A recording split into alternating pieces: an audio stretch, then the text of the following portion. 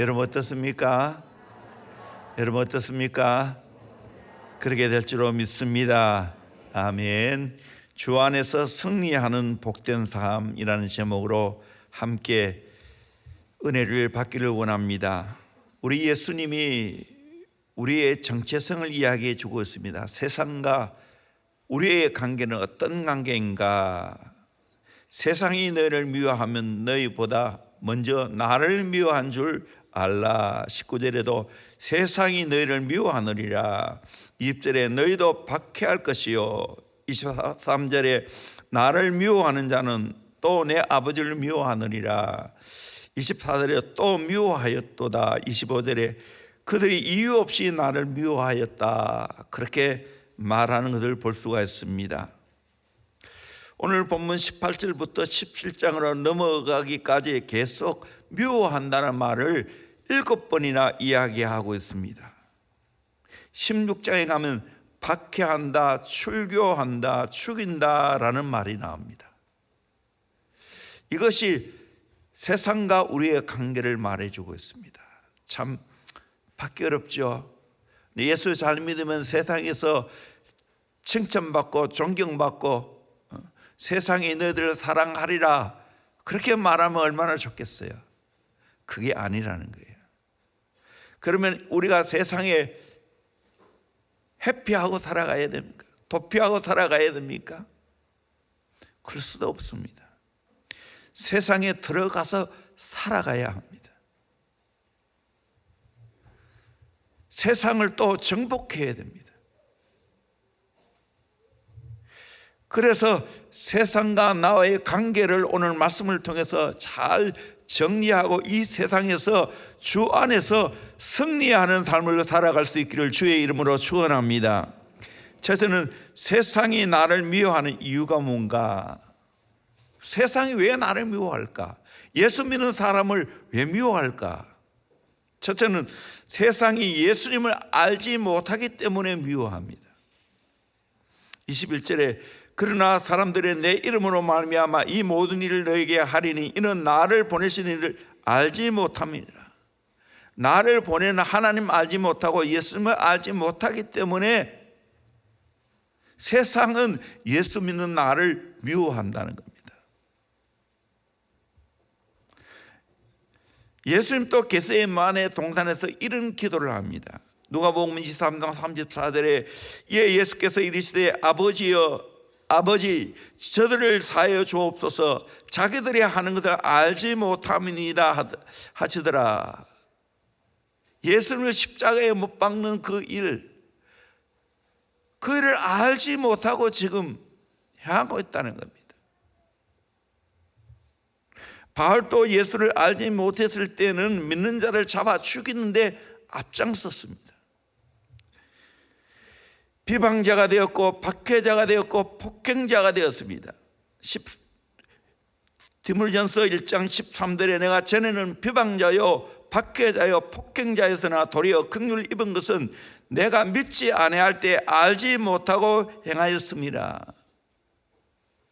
바울도 예수를 믿지 아니할 때 알지 못하고 예수 믿는 사람을 비방하고 박해하고 폭행했다는 거예요. 오늘 또 세상 사람들은 예수를 알지 못하기 때문에 나를 미워합니다. 박해합니다. 심지어는 폭행까지 합니다. 사랑의 교회 여 집사님의 탄식입니다.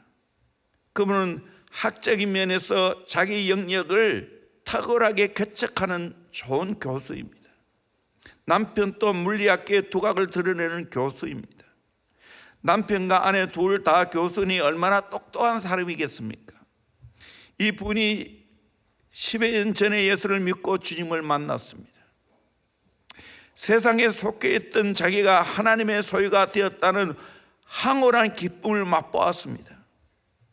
하나님의 자녀가 되었다는 놀라운 은혜를 경험했습니다. 그 뒤로부터 완전히 삶이 달라졌습니다. 바쁜 교수 생활을 하면서도 제자 훈련을 받고 사역 훈련을 받았고 순장까지 하게 되었습니다.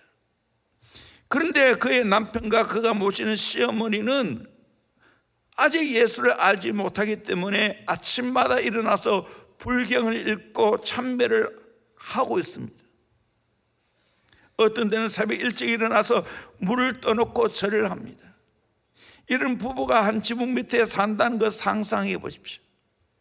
겉으로는 부부이지만 서로 사랑하고 존경한다고 말하지만 영적으로 보면 평행선을 긋고 있습니다. 얼마나 긴장이 심하겠습니까? 그런 가운데 예수를 믿어야 하니 정말 절로 탄식이 나오죠.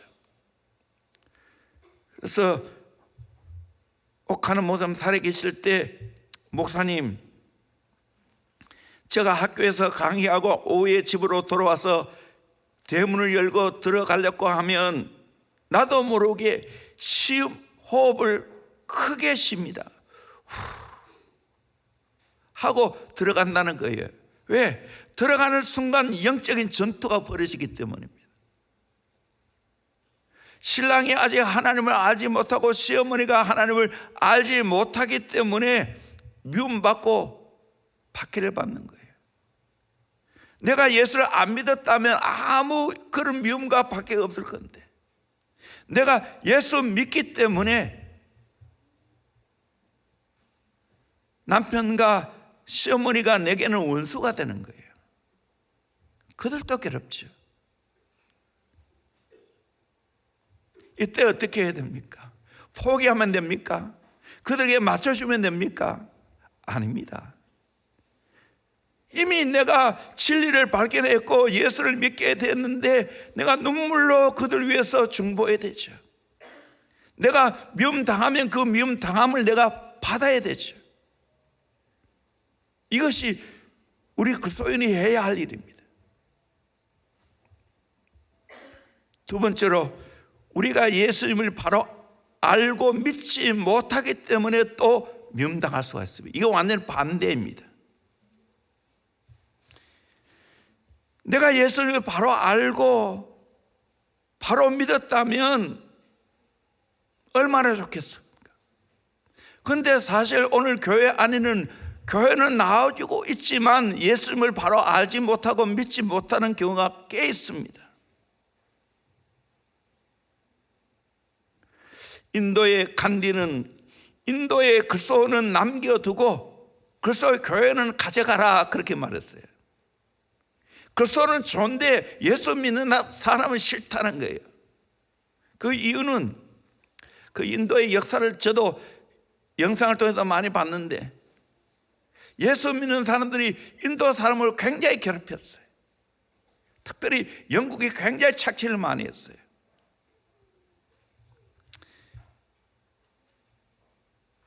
특별히 이 간디는 산상수를 정말 좋아했습니다. 무저항, 거기서 나왔지. 근데 예수 믿는 사람은 싫다는 거예요. 그들의 삶을 보니까 싫다는 거예요. 밉다는 거예요. 오늘 또 내가 예수를 바로 알지 못해서, 바로 믿지 못해서 세상 사람들에게 또 미움받을 수 있어요. 예수 바로 알지 못하니까 예수를 믿는다 하지만 여전히 내 욕심대로 삽니다. 죄와 짝하며 살아갑니다. 이중적으로 교회에서는 신앙생활 하는 것 같은데 밖에 나가서는 그들과 맞추어 살아갑니다. 그러면 겉으로는 좋아하는 것 같지요? 속으로는 바람 빠진 소리 합니다. 저기 예수 믿는 사람이라고, 저기 교회에 다니는 사람이라고. 속으로 상당한 멸시와 미움을 받습니다. 이런 경우는 내가 어떻게 해야 됩니까? 회개해야 됩니다. 이중적인 삶을 청산해야 됩니다. 똑바로 예수를 믿어야 됩니다. 철저하게 말씀대로 순종해야 됩니다. 세 번째 경우입니다. 우리가 예수님을 바로 알고 믿기 때문에 미움당하는 겁니다. 이게 진짜예요. 우리가 예수 믿고 말씀대로 살아가다 보면 세상은 나를 미워합니다. 이때는 내가 미움과 박해를 회피하지 않고 잘 받아야 됩니다. 제일교회 원로 목사님이셨던 이상근 목사님, 참 대구가 난 귀한 학자이고 목회자지요.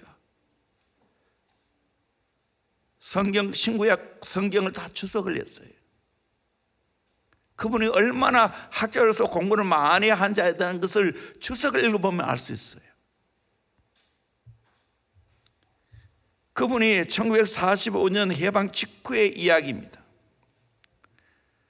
목사님이 능라도 교회를 목회할 때 이야기인데, 이 교회에 어느 장로님 모친되는 연세 많은 권사님이 계셨고, 그 권사님이 생일을 맞이했는데 그 당시 북한 공산당의 서기장이었던 김양욱 목사가 거기 오셨습니다. 그분은 이상근 목사님보다도 평양신학교 2년 선배였습니다. 그 잔치에 참석해서 강양욱 목사님이 하는 말씀이 우리 기독교인이 세상에서 좋은 일을 얼마나 많이 하느냐고, 우선 술을 마시지 않고 담배를 피우지 않는 거, 이거 하나만 내도 나라에 얼마나 큰 보탬이 되냐고, 왜 세상이 이런 예수 믿는 사람을 미워하는지 모르겠다고. 그건 다름이 아니고 예수 믿는 사람이 세상에 속하지 않았기 때문이라고 했습니다.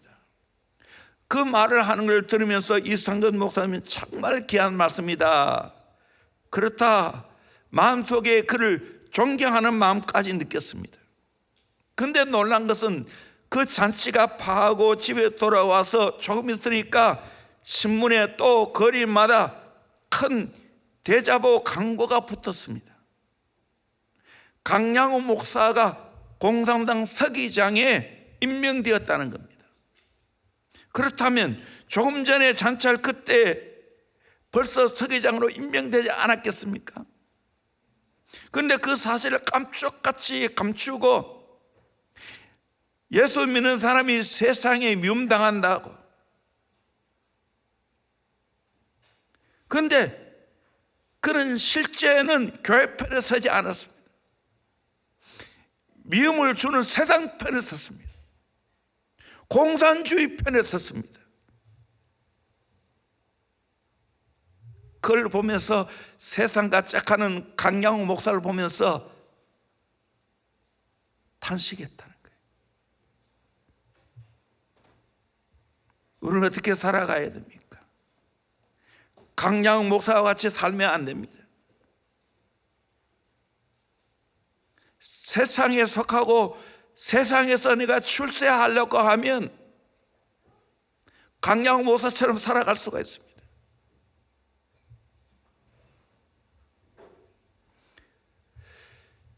근데 우리가 믿는 기독교 성경의 역사를 보면 우리 예수 믿는 사람이 많은 박해를 받았어요. 초대교회도 수많은 박해가 있었습니다. 박해에 여러 가지 이유가 있는데, 첫째로 로마 정부에게 충성을 하지 않은 것 때문에 박해를 받았어요. 미움받았어요. 로마의 왕 가이사에게 사진을 붙여놓고 거기에 절하라고 했습니다. 가이사가 구세주라는 거죠. 그때 기독교인들은 우리의 구세주는 예수밖에 없다고 절하지 않았습니다. 그것 때문에 많은 미움을 당했습니다. 혹독한 로마 열 황제를 통해서 우리 기독교인이 얼마나 박해를 많이 받은지 모릅니다. 랍비의 유명한 이야기가 있습니다. 이스라엘 유대인들은 돼지고기를 안 먹습니다. 되새김질을 하지 않기 때문에.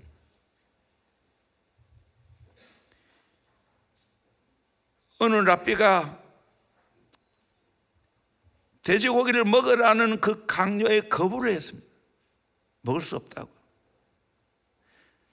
그것 때문에 정말 죽도록 매를 맞았습니다. 그걸 지켜보던 어느 한 사람이 너무나 딱해서 몰래 돼지고기 대신에 소고기를 바꿔 놓았습니다. 이것은 소고기니 이제 먹으세요. 그때 랍비가 대답하기를 당신의 성의는 대단히 고맙지만 먹을 수 없습니다. 왜냐하면 이것이 소고기인 줄 나는 알지만 다른 사람은 여전히 돼지고기로 알고 있기 때문입니다. 곧은 자세로 기꺼이 박해를 받았어요. 둘째는 비도덕적인 종교라는 오해 때문에 미움당했어요. 그 당시에 노예 제도가 있었지 않습니까? 주인이 있고 노예가 있는데 기독교인들은 모두가 형제의 친구로 평등하게 지냈습니다. 그들이 볼 때는 너무나 말도 안 되는 이야기였습니다. 노예를 형제로 부르고 그 노예를 해방시켜 주는 것, 그것 때문에 미움받았습니다. 셋째로 식인종이라는 오해를 했기 때문입니다. 성찬식을 할 때 예수님의 떡을 먹고 예수님 피를 상징하는 포도주를 마시지 않습니까? 살을 먹고 피를 마신다는 이야기를 들을 때 저거 식인종이구나, 그렇게 생각하고 오해를 했습니다. 넷째로 주의 재림을 믿는 것 때문에 오해를 받았어요. 특별히 말세에 심판이 있다고, 그것도 불로 심판이 있다고 말하니까 끔찍한 거예요. 그래서 악한 네로 왕은 자기가 불을 지르고 기독교인이 로마를 불질렀다고 국민들을 선동해서 이로 인하여 많은 우리 그리스도인들이 박해를 받고 순교의 제물이 되었습니다. 재림을 믿는 이것 때문에, 재림 때 심판에 있는 것, 이것 때문에 세상 사람들에게 많은 오해를 받고 미움받았습니다. 우리는 지금 믿지 않습니까? 세상에는 반드시 심판이 있다고. 바벨론 같은 세상은 심판이 있다고. 불의 심판이 있다고. 여러 가지 요한계시록에 그런 진노의 심판이 있다는 걸 말하면 오늘 좋아하지 않죠. 다섯째로 가정 파괴자라는 것 때문입니다. 한 가정에서 예수를 어느 한 사람이 믿게 되어지면 남편이 혹은 부모가 반대해도 끝까지 예수를 믿습니다. 이걸 바라보면서 가정을 파괴하는 자라고 오해를 했습니다. 그렇지만 초대교회는 이런 수없는 오해와 미움과 박해 속에도 신앙을 지켰습니다. 오늘 또 우리는 예수 믿으면서 세상에 살아가다 보면 이런저런 오해를 많이 받습니다. 원팀이 돼야 되는데 술자리에 가서 회식하면서 술을 거부합니다. 심지어 술도 따라주지 않습니다. 그러면 상사들이 좋아하겠어요? 사업자 만나는데 아무것도 가지고 오지 않습니다. 서비스도 안 해줍니다.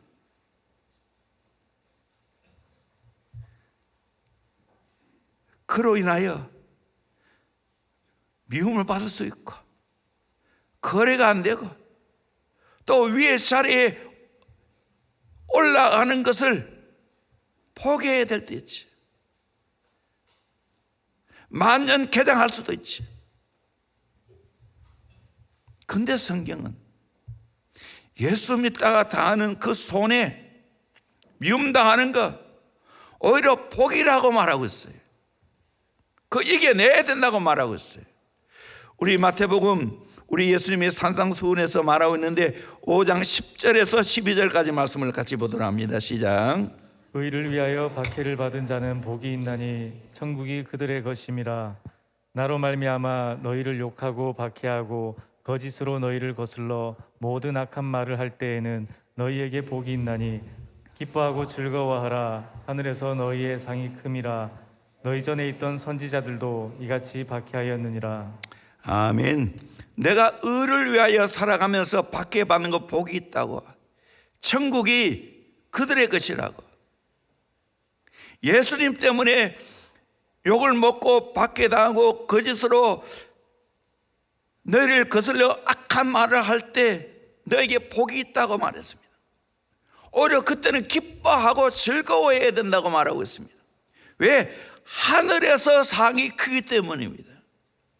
내가 이 땅에 살면서는 오해를 받을 수 있고 미움당할 수 있고 왕따당할 수 있지만, 그러나 의를 행하고 기꺼이 예수 이름으로 욕을 먹고 더 예수 잘 믿게 되어지면 박해를 받지만 오히려 기뻐하고 즐거워해야 된다고 말하고 있어요. 하늘의 상이 크다고 말하고 있습니다. 디모데후서 3장 12절에도 우리 같이 읽어보겠습니다. 시작. 무릇 그리스도 예수 안에서 경건하게 살고자 하는 자는 박해를 받으리라. 뭐란 말이었어요? 그래서 예수 안에서 경건하게 살고자 하는 자는 뭘 받는다고요? 칭찬받아요? 박해를 받는다고 했어요. 그래도 기꺼이 감수해야 되는 거예요. 예수 믿는 것 때문에 많은 미움받고 오해받고 박해받을 수 있지요. 그래도 우리나라는 이제는 신앙의 자유가 많은 보장이 되어 있지요. 그러나 옛날에 일제강점기 또 공산 치하에서는 정말 그렇지 않았어요. 지금 또 북한은 마찬가지예요.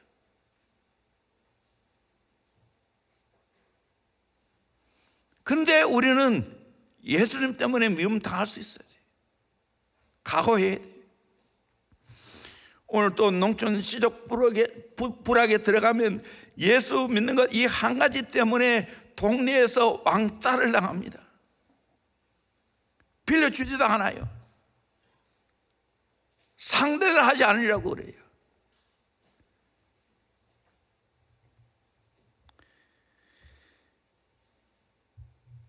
그러나 각오해야 됩니다. 오늘 다소 여러분에게 부담이 되지요.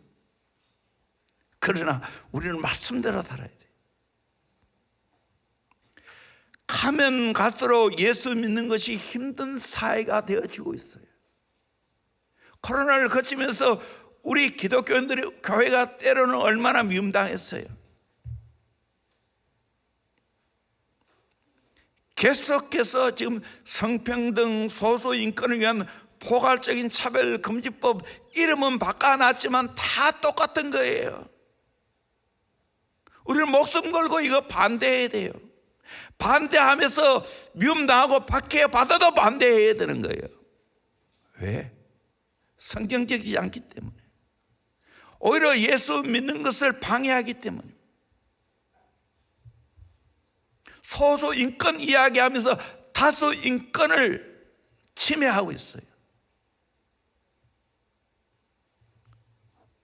소수 인권, 동성연애하는 사람, 예수 믿는 사람이 박해합니까? 자기들 집안에서 다 알아서 하라고. 그런데 그걸 동성연애로 말하면 법조항으로 안 된다는 거예요. 그거 죄라고 말하면 이게 통과되면 이 강단에서 그 말을 할 수도 없어요. 그러나 나는 죄라고 이야기할 거예요. 나를 잡아가도 이야기할 거예요. 성경이 말하고 있기 때문에.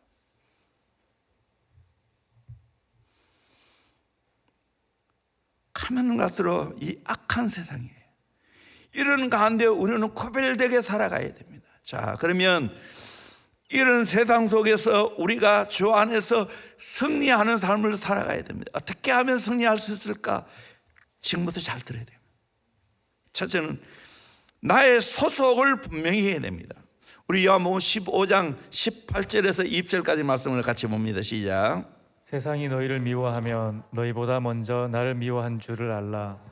너희가 세상에 속하였으면 세상이 자기의 것을 사랑할 것이나 너희는 세상에 속한 자가 아니요 도리어 내가 너희를 세상에서 택하였기 때문에 세상이 너희를 미워하느니라. 내가 너희에게 종이 주인보다 더 크지 못하다 한 말을 기억하라. 사람들이 나를 박해하였은즉 너희도 박해할 것이요 내 말을 지켰은즉 너희 말도 지킬 것이라.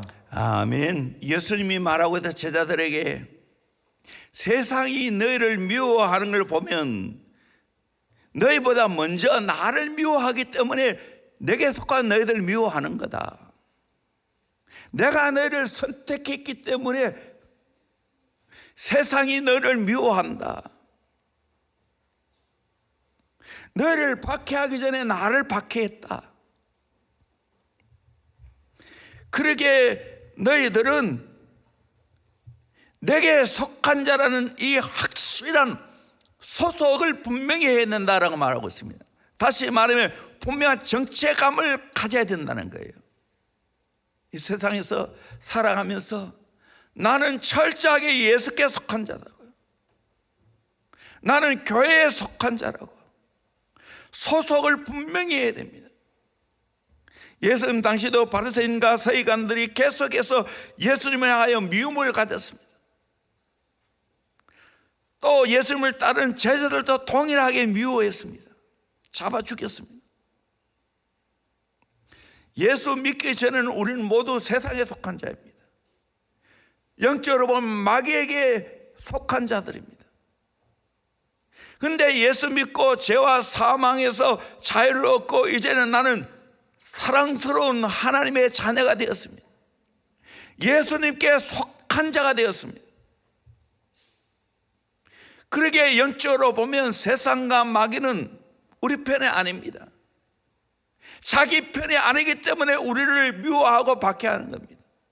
이때 우리는 이것을 어떻게 이겨내는가? 나는 누구에 속한가? 나는 세상에 속한 자인가? 나는 교회에 속한 자인가? 나는 마귀에게 속한 자인가? 하나님께 속한 자인가를 분명히 해야 된다는 거예요. 요한복음은 계속해서 이 흑백 논리를 적용하고 있습니다. 생명과 죽음, 빛과 어둠, 교회와 세상, 빛의 자녀, 어둠의 자녀를 계속 대비시켜주고 있습니다. 자, 그런데 너는 어디에 속해 있어야 되냐? 어디에 속한 자인가를 너는 분명히 이 소속을 확실하게 밝혀야 된다는 거예요. 세상에 나가서도 밝혀야 돼요. 나는 예수 믿는 사람이라고. 그래야 세상에 물들지 않습니다. 세상을 정복할 수가 있습니다. 양자택일 해야 된다는 거예요. 타협이 있을 수가 없다는 거예요. 동화되면 안 된다는 거예요. 피해도 안 된다는 거예요. 세상에 들어가서 세상을 변화시켜야 할 사명이 저와 여러분에게 있는 줄로 믿습니다. 자, 그러면 저와 여러분은 누구에게 속합니까? 예수께 속했습니다. 교회에 속했습니다.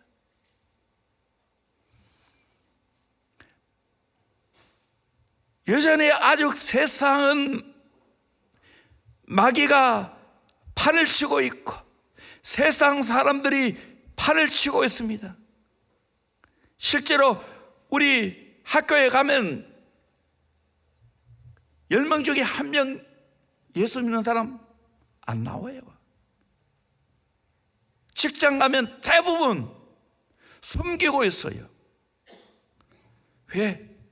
드러내면 미움받고 왕따 당할 수 있기 때문에. 우리는 예수 믿는 것 때문에 때로는 왕따도 당할 수 있기를 주의 이름으로 축원합니다. 나는 거룩한 왕따하기 싶다라는 대성그룹의 그 회장 동생 갑자기 이름이 기억이 안 나는데 무슨 성주지요? 예? 김성주 맞아요. 김성주. 그래서 자기는 사업하면서 봉투 안 주고 좋은 거 대접, 세상적으로 대접 안 하고 그렇게 사업에도 잘했지 않습니까? 일본의 이쯤에 정말 자기의 소속이 안 됐다고 왕따시키고 있죠. 그러나 우리는 나를 왕따해라. 나는 걸어가면 왕따가 되겠다. 세상이 다 달라져서 나를 왕따시키냐? 나는 세상에 다 왕따를 시키겠다. 이 거룩한 도전 정신을 가지기를 주의 이름으로 축원합니다. 그게 있어야 되는 거예요. 요한일서 2장 15절에도 이 세상이나 세상에 있는 것들을 사랑하지 말라. 누구든지 세상을 사랑하면 아버지의 사랑이 그 안에 있지 않아요. 세상도 사랑하고 하나님 아버지를 사랑하고 안 된다는 거예요. 세상을 사랑하면 아버지의 사랑이 그 속에 없다는 거예요. 로마서 12장 2절에도 너희는 이 세대를 본받지 말고 오직 마음을 새롭게 함으로 변화를 받아 하나님의 선하시고 기뻐하시고 온전한 뜻이 무엇인가 분별하도록 하라. 이 세대를 본받으면 안 된다는 거예요. 세상 문화를 본받으면 안 된다는 거예요. 저는 대부분 교회에서 생활했기 때문에 20살부터 세상과 별로 접하지 않았어요. 그러나 군에 가서 그걸 접했어요. 군에 가보니까 예수 믿는 사람 별로 안 드러나더라고요. 훈련병 때 다 50분 훈련받고 10분 휴식하는데 총 울려매고 총을 어깨 총에 놓고 전부 화랑담배 다 꺼내죠. 나는 화랑담배가 아니라 포개 성경을 꺼냈습니다. 그러면서 요한복음, 로마서 총량 성경 구절을 다 외웠어요.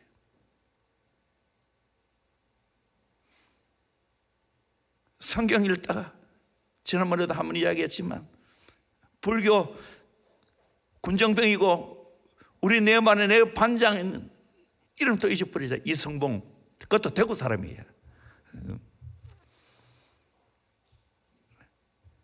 쌀을 거의 많을 때는 쌀 보리 합쳐서 20가마니를 해야 됩니다. 물을 큰 탱크에 받칠 때까지 제가 물통을 한 10번가가 있어야 돼요. 그 시간에 포개 성경을 꺼내가지고 성경 읽었어요. 그건 당연하지 않잖아요. 왜 일을 하지 않고 성경 읽느냐고. 진짜 워커팔에 진짜 쫀티가 있습니다. 그리고 밤에 지좀 점호하면서 또 나오라 하는 거예요. 그래서 또 맞았어요.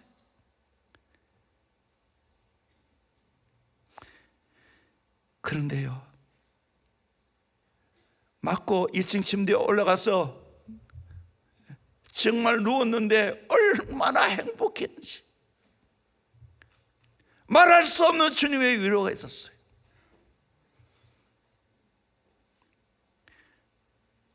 그를 통해서 그거를 우리 신우의 회원이 지금 목사가 됐는데 그 모습을 다 봤어요. 밥 사러 오다가 그걸 다 봤어요. 오히려 그분이 엄청 감동을 받았어요. 우리는 세상에 속하지 않았어요. 근데 그 이상봉이라는 그 내원 반장은 어느 날 자기하고 내하고 같이 있을 때 속에 있는 마음의 이야기를 하더라고요. 나는 불교 군종병이지만 나는 프로꾸다. 근데 너는 진짜 말씀대로 예수 믿는다. 증언해 줬어요.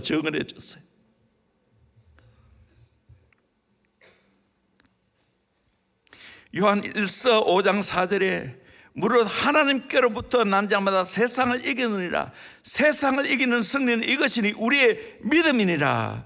하나님께로 난 자는 세상을 이기는 줄로 믿습니다.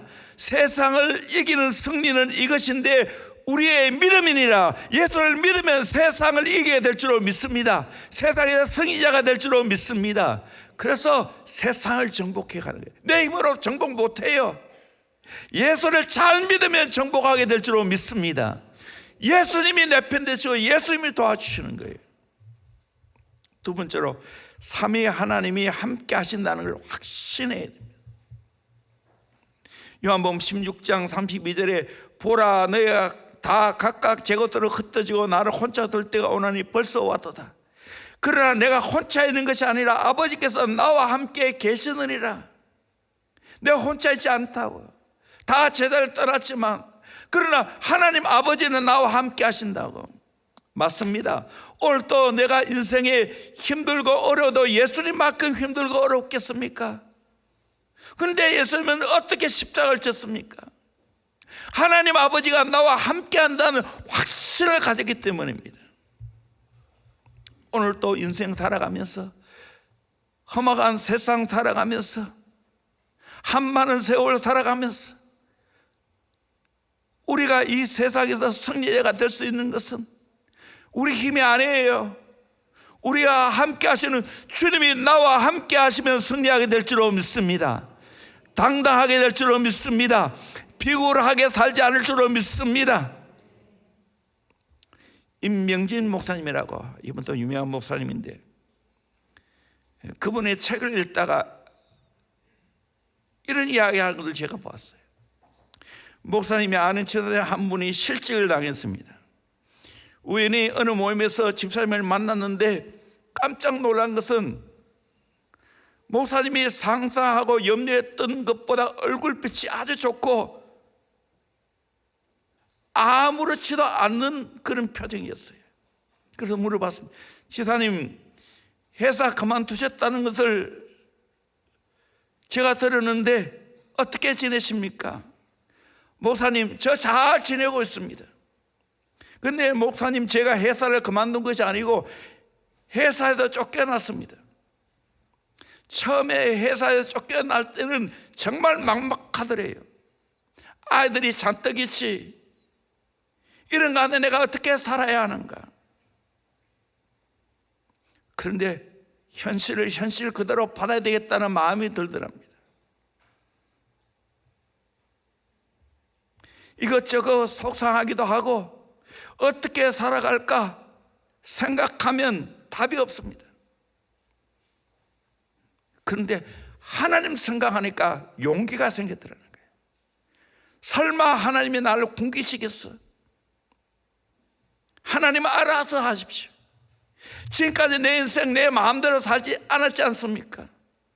하나님이 내 인생 끌고 오셨는데 하나님이 내 앞길도 인도하실 줄로 믿습니다.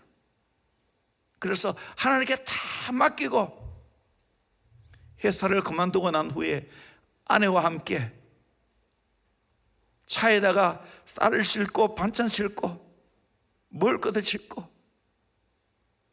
정말 한국에 좋다는 것들 다 다녔다는 거예요. 그러니까 아내도 좋아하고 다녀와서는 집에서 또 살림을 도와주고 그랬더니 아내도 너무 좋아하더라는 거예요. 그러면서 하시는 말이에요. 정말 내가 안 다녀봤는데 다녀보니까 정말 우리나라 좋은 건 많습니다. 목사님도 한번 나가보십시오. 그러면서 다녀보니까 내가 해야 할 일을 깨닫게 되었습니다. 상상력이 생기고 창의력이 생겼습니다라고 고백을 했습니다.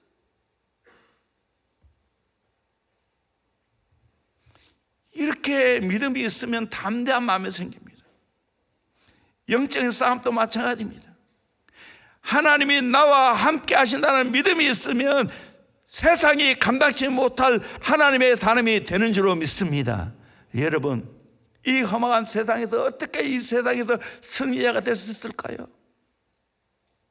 하늘과 땅의 건설을 가지신 그 주님이 나와 함께 계시면 너건이 이길 수 있을 줄로 믿습니다. 그 믿음 가지기를 주의 이름으로 축원합니다. 계속해서 지금 요한복음 14장, 15장, 16장 말씀을 주제별로 살펴보고 있지 않습니까? 제자들이 내가 떠나간다고 말하니까, 십자가를 진다고 말하니까 근심과 걱정에 빠졌습니다. 그때 예수님이 그들을 위로하기 위해서 요한복음 14장, 15장, 16장을 말하고 있는 거예요. 요한복음 14장 27절에 평안을 너에게 끼치노니 곧 나의 평안을 너에게 주노라. 내가 너에게 주는 것은 세상이 주는 것 같지 아니하니라. 너는 마음에 근심하지도 말고 두려워하지 말라. 내가 주는 것은 세상이 주는 것 같지 아니하니까 근심도 말고 두려워하지 말고 평안하라, 그렇게 말하고 있어요. 요한복음 16장 33절에도 이것을 너에게 이르는 것은 너희로 내 안에서 평안을 누리게 하려 함이라. 세상에서 너희가 환난을 당하나 담대하라. 내가 세상을 이겼노라. 아멘. 세상에다 환난 당하도 담대하기를 주의 이름으로 축원합니다. 왜냐하면 예수님이 세상을 이겼기 때문에 예수 믿는 나도 세상을 이기게 될 줄로 믿습니다. 이게 믿음입니다. 이게 믿음입니다. 담대하라, 이 말은 용기를 가지라는 말입니다. 쉽게 말하면 기분을 좋게 하라, 얼굴을 펴라, 그런 이야기입니다. 왜? 예수님이 승리하셨기 때문에 예수 믿는 나도 승리할 줄로 믿습니다. 여기에 이 승리라는 이 말, 이겼노라, 이 말은 한 번 이기고 끝난 승리가 아닙니다. 영속적으로 이기는 걸 말합니다. 완료형입니다. 너는 이미 승리한 자야. 그러게 너는 앞으로 계속해서 승리할 것이야, 그 말인 겁니다. 예수를 믿으면 승리는 내 것인 줄로 믿습니다. 걱정하지 말기를 주의 이름으로 축원합니다. 세상에서 담대하게 살아가야 됩니다. 이돈 장로님, 참 그분의 신앙이 멋지지 않습니까? 한편으로는 그런 귀한 분을 일찍 하나님께서 데려가셨는데 또 뜻도 있겠죠. 그분이 뭐라고 말했어요? 세상이 만만하게 볼 때까지 기도하라고 그랬어요. 우리는 그렇게 살아야 돼요. 세상이 만만하게 볼 때까지 기도하는 거예요. 하나님을 기도하면 크게 보게 될 줄로 믿습니다. 예수님이 내 가지고 있는 문제보다 크신 것을 믿게 될 줄로 믿습니다. 나를 공격하고 미워하고 박해하는 그 세력보다도 예수님이 크다는 것을 믿게 될 줄로 믿습니다. 그 믿음으로 세상을 정복해 가야 됩니다. 그래서 예수님이 사랑하는 제자들에게 마지막 유언으로 남기실 때 뭐라고 말했습니까? 제자 삼으면 볼지어다 내가 세상 끝날까지 너희와 항상 함께 있으리라 하시니라 말씀했습니다. 내가 제자 삼는 사역을 하게 되어지면 세상 끝날까지 하늘과 땅의 건설을 가진 그분이 나와 함께 하실 줄로 믿습니다. 저도 우리 교회도 이거 온몸으로 경험했지 않습니까?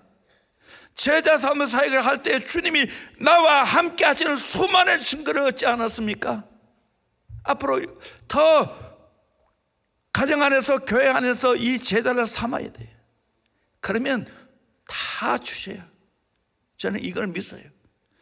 세상을 이길 수 있는, 세상을 이기는 강력한 예수의 군사를 교회에서 키워내야 될 줄로 믿습니다. 세 번째로 기도하고 성령의 인도를 받아야 돼요. 계속해서 요한복음 14장에서 15장 16장에 말하고 있어요. 내가 떠나가는 것이 너에게 유익하다고. 왜냐하면 보이다 성령이 온다고. 요한복음 16장 13절에도 그러나 진리의 성령이 오시면 그가 너희를 모든 진리 가운데로 인도하시리니 그가 스스로 말하지 않고 오직 들은 것을 말하며 장래일을 너에게 알리시리라 라고 말하고 있습니다. 진리 가운데 인도하십니다. 장래의 모든 걸 하나님이 다 성령님이 알려주십니다. 로마서 8장 26절 이와 같이 성령도 우리의 연약함을 도우신다고. 기도할 바를 알지 못하지만 성령이 말할 수 없는 탄식으로 우리를 위하여 친히 간구하신다고. 마음을 살피시리가 성경의 생각을 아시나니 성령이 하나님의 뜻대로 성도를 위하여 간구하실 줄로 믿습니다. 기도하면 성령의 도움을 받게 될 줄로 믿습니다. 또 기도하면 점점 성령의 인도함으로 말미암아 내가 마땅히 구할 바를 알게 되어집니다. 깊게 주님과 소통이 되지요. 성령의 도우심으로, 성령의 인도함으로 저와 여러분이 오늘 또 이와 같이 살아갈 수 있기를 주의 이름으로 축원합니다. 아멘. 오늘 이 주제도 대단히 중요한 주제입니다. 세상과 나의 관계를 말해주고 있어요. 그래서 우리는 세상에서 너끈히 승리자가 될 줄로 믿습니다. 아멘. 이 말씀을 믿으시고 나는 예수께 속한 자다. 그러게 그 예수님이 나와 함께 하신다는 것, 기도하면 성령이 나를 도우시고 인도하신다는 것, 그래서 세상을 회피하거나 세상과 타협하거나 하는 자가 아니라 세상을 복음으로 성령의 능력으로 정복해 가는 승리자가 되기를 주의 이름으로 축원합니다. 아멘.